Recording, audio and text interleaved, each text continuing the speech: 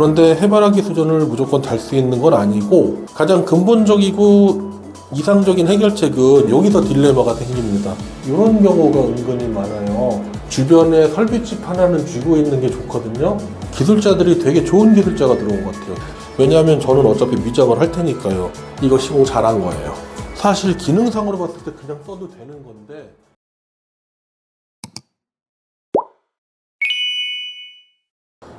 안녕하세요. 전소장의 욕실 리모델링 연구소의 전소장입니다. 오늘 현장은 잠원동에 있는 대충 한 30년 된 아파트 전체 철거 현장이고요. 여기서 고객님이 세린으로 진행을 하시기 때문에 저희는 욕실하고 세탁실 그리고 현관 리모델링을 맡게 됐습니다. 일단 오늘 철거가 끝나서 철거 현장을 먼저 설명을 드리려고 하는데요. 이렇게 문틀을 철거를 하셨어요. 새로 문과 문틀을 놓을 텐데 목수 쪽 요청으로 이 부분 기존의 문지방 문틀 C키 떼어낸 부분은 평을 잡아달라서 평을 잡을 거고요. 여기는 뭐 굳이 미장을 안 할 수도 안 하는 게 나을 것 같아요. 문이 너무 좁아지니까. 내부를 보시면 이렇게 조적을 쌓아놨습니다. 기존에 젠다이가 이렇게 있는데요. 고객님들이 키가 좀 있으신 분들이라서 젠다이가 좀 높았으면 싶겠다. 그래가지고 젠다이 높이를 천에 맞출 수 있게 기존보다 조금 조적을 해서 젠다이를 높였습니다. 근데 이렇게 조적을 해서 높였을 경우에 신경을 써야 될 부분은, 오래된 아파트들 같은 경우에는 천장이 조금 낮아요.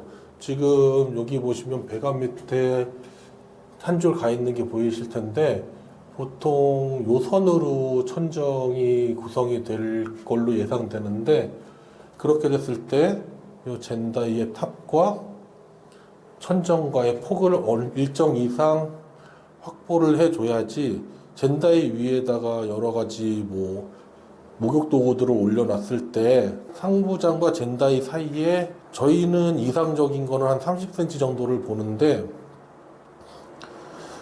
그 상부장과 젠다이 사이에 그 폭이 좁으면 젠다이가 유명무실해질 수가 있어요. 그 최소한 상부장 안에는. 그래서 일반적인 상부장이 높이가 800 정도인데, 그렇게 됐을 경우에 젠다이 폭이 30cm 안 되고 20cm 겨우 될랑말랑 하는 경우도 가끔 있어서 그 부분에 신경을 써야 됩니다. 다행히 여기 같은 경우에는 상부장을 슬림한 타입으로 고르셔서 그런 스트레스는 없고요. 그리고 두 번째는 원래 욕조가 있던 곳인데 고객님이 해바라기 수전을 원하셨어요. 그런데 해바라기 수전을 무조건 달 수 있는 건 아니고, 욕조가 있는 자리에 요 물이 나오는 앵글밸브 자리, 여기가 샤워기만 있는 욕실보다 일반적으로 많이 낮아요. 일반 샤워기는 좀 낮아도 줄이 이어지니까 크게 문제가 안 되는데, 해바라기 같은 경우에는 높이가 고정되어 있습니다. 그러면 해바라기 높이 자체가 낮아지니까 해바라기에 물이 나오는 헤드 부분이랑 머리가 부딪힐 수가 있어요. 대부분 부딪힌다고 보셔야 되죠. 근데 여기 같은 경우에는 천장이 좀 다른 일반적인 아파트보다 더 낮기 때문에 가장 근본적이고 이상적인 해결책은 요 앵글 밸브를 요 위로 올려서 물 나오는 자리 자체를 위로 올려가지고 확보를 하는 건데, 여기서 딜레마가 생깁니다. 여기다 욕조를 넣으면 욕조 밑에다가 벽돌을 쌓아서 그 위에다가 욕조를 얹는 방식으로 시공을 하게 되는데, 그러면 바닥이 위로 올라가서 높아지죠. 그렇게 되면은 사람이 쓰는 공간은, 천정하고 사람이 쓰는 공간은 더 낮아진다는 얘기가 돼요. 그래서 재봤더니 설령 수도를 위로 올린다고 해도 잘해야 2m, 제가 보기에 185에서 190 정도의 높이에 구성되기가 딱 좋아서, 그렇게 되면은 사실 머리에서 해바라기 샤워에서 물 나오는 곳까지의 폭이 10cm, 15cm 밖에 안 되기 때문에 유명무실하거든요. 그래서 고객님과 상담을 해서 일반 샤워기로 변경하기로 했습니다. 그리고 또 한 가지, 이렇게 철거를 하다 보면 아파트는 다 천정에 배관이 나오는데요. 그때 제가 체크해드리는 것 중에 하나가 이런 경우가 은근히 많아요. 여기 보시면 소재구라 그래가지고 하수배관을 문제가 생기거나 이물질이 꼈을 때 열어서 청소를 하거나 고칠 수 있는 소재구가 있는데, 이 뚜껑이 고무 패킹으로 돼서 물이 안 새게 돼 있는데 세월이 지나면 고무 패킹이 헐거워지면서 미세하게 누수가 생기는 경우가 꽤 있습니다. 그런데 뭐 요거는 사실 큰 게 아니고 뚜껑을 열어가지고 뭐 테프론 테이프로 감든지 아니면 뚜껑만 새로 교체한다든지 그런 방식으로 수선할 수 있고요. 여기서 좀 신경 써주셔야 되는 게 요거를 헐겁게 조이면 안 되잖아요. 그래서 손으로 조이는 것보다 이걸 조이는 공구가 있는데 저희 같은 인테리어 업자들이 요거 만질 일이 별로 없어서 안 갖고 다녀요. 그러니까 그냥 제가 추천드리는 거는 어차피 여기서 사실 거면 주변에 설비집 하나는 쥐고 있는 게 좋거든요. 근데 아무 설비집이나 하면 불안하시잖아요. 그럴 때 관리사무소에다 전화를 하면 관리사무소에서 자주 부탁하는 설비집 하나쯤은 다들 쥐고 있습니다. 거기 소개받으셔가지고 돈 얼마 안 들어요.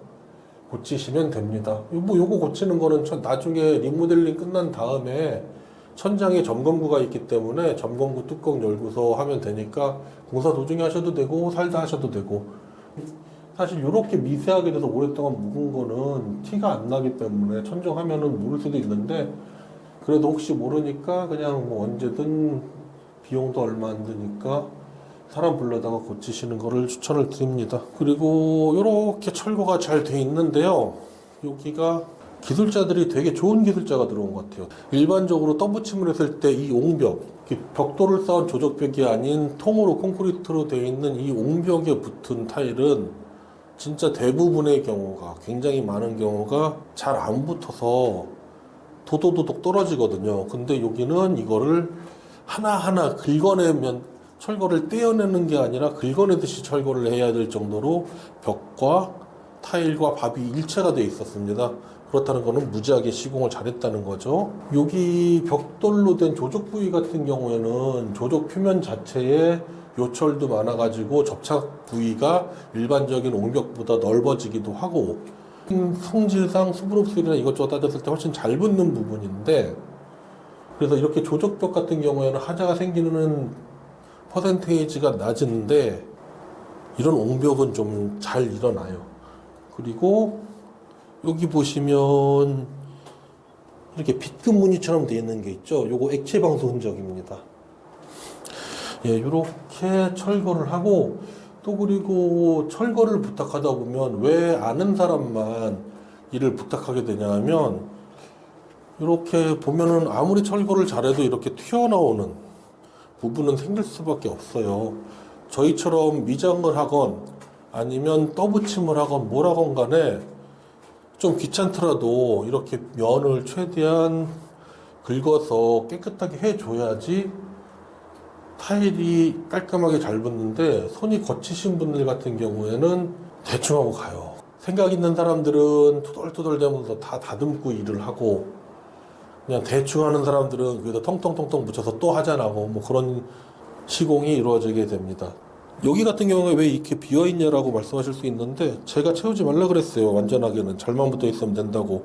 왜냐하면 저는 어차피 미장을 할 테니까요. 그런데 미장을 안 하고 하는 경우에 이런 데 다 비워두고 이렇게 밥 같은 것도 여기처럼 다 털어내지 않고 그냥 똥 그대로 두게 돼서 튀어나와 있으면 그거 다 털어내고 해야 됩니다. 기왕 하는 거 좀 신경 써서 해주셨으면 좋겠는데, 철거하시는 분들 중에 아쉽게도 좀 거치신 분들이 있어요.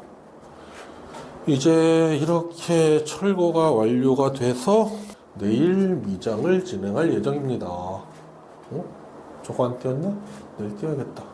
일하다 보면 이렇게 하나씩 놓치는 게 생길 수 있긴 한데 일일이 스트레스 받을 필요 없이 정말 문제가 있을 정도로 제대로 안 했으면 다시 불러서 고쳐놓으라고 하는 게 맞는데, 뭐 이 정도는 알아서 해주는 정도의 유도리는 있어야 일이 스트레스 안 받고 돌아가고요. 그 다음은 세탁실입니다. 여기는 덧방 시공인데요. 여기 이렇게 기존 문틀을 떼어낸 자리는 미장을 하고 타일을 붙일 거고요. 이쪽은 굳이 미장을 안 해도 될 것 같아요. 이 정도면 타일만 붙이면 마감이 잘 될 거고요. 여기 타일공들이 얼마나 시공을 잘했느냐가 여기 보면 나옵니다. 아무리 뛰어도 타일이 부러질지언정 밥은 안 떨어지죠. 이거 시공 잘한 거예요. 이런 부분은 절대 안 떨어지고 빈 부분만, 공급 부분만 떨어지잖아요. 시공 엄청 잘한 겁니다. 여기는 사실 기능상으로 봤을 때 그냥 써도 되는 건데 워낙 오래되다 보니까 타일도 많이 지저분해지고 닦는다고 되는 레벨이 아니니까 집에 들어오시면서 리모델링을 하신 거고요.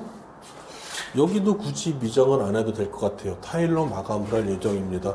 제 생각에는 여기는 에폭시를 붙이는 게 맞을 것 같아요. 여기 바닥도 덧방해 가지고 마무리 할 거고요. 그리고 현관입니다. 여기를 왜 이렇게 파놓은지 모르겠는데 고객님한테 여쭤봐 가지고 필요하다면 메꾸고 고객님이 원하시는 대로 타일을 위에다가 붙여서 마무리를 해야죠. 여기까지 이렇게 파놓은 걸로 봐서는 배관이나 뭐 목적이 있는 것 같은데 제가 모르니까 함부로 손을 대지 않는 게 맞다고 생각을 해요. 지금까지 전 소장의 욕실 리모델링 연구소였습니다. 감사합니다.